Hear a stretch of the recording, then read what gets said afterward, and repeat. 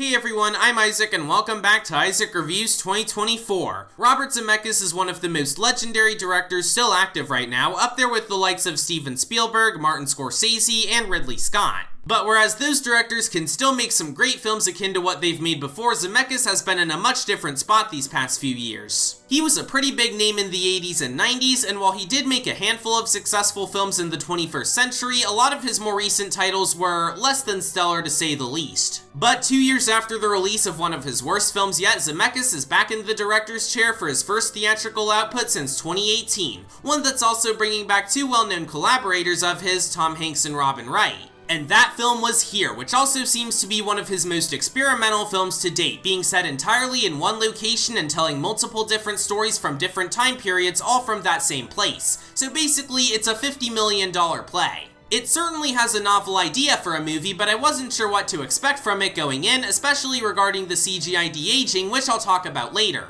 Regardless, I saw it anyway, and it was certainly better than Robert Zemeckis' previous film, but it still wasn't very good. The premise is very simple, as like I mentioned earlier, it covers the events of a single spot of land and its inhabitants spanning from the past to the present to well into the future. So if it's gonna take place in the same spot for the entire 104-minute runtime, then it's gonna have to get creative with its presentation, and for the most part, it does. There was some creative editing, great costume design and production design, and a really nice score by Zemeckis' main musical collaborator, Alan Silvestri. I also thought the actors all did a good job, especially the previously mentioned Tom Hanks and Robin Wright. But on the subject of things I mentioned earlier in this video, this does lead me into one of the main things I was most worried about with Here, the digital de-aging of the lead actors. Now, there have been a number of movies and shows that use CGI to make certain actors younger, but it's very hard to make it look convincing without dipping into the uncanny valley. And with Here, the CGI did look pretty weird at first, even if I kinda got used to it after a while. But the main problem with this is that it was accomplished through generative AI. Oh my god, bro.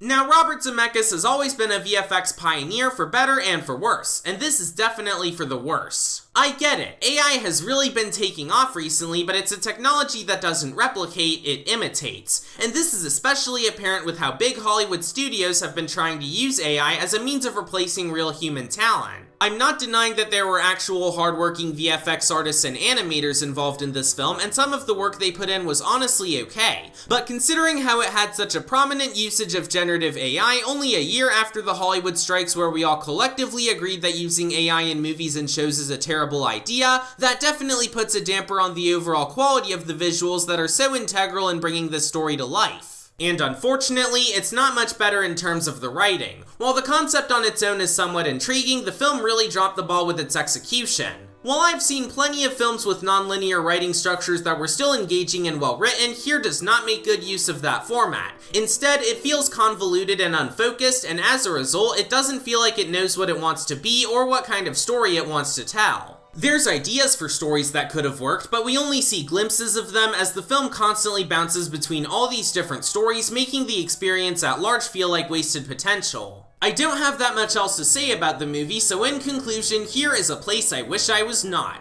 It had some interesting ideas, and the actors were trying their best, but it really fell apart in the execution, coupled with a terrible usage of AI in the visuals. Even if you're a fan of Robert Zemeckis' filmography, this is one you won't be missing out on if you skip it. You'll be better off going anywhere else than Here, which is why I'll be giving it a 4 out of 10.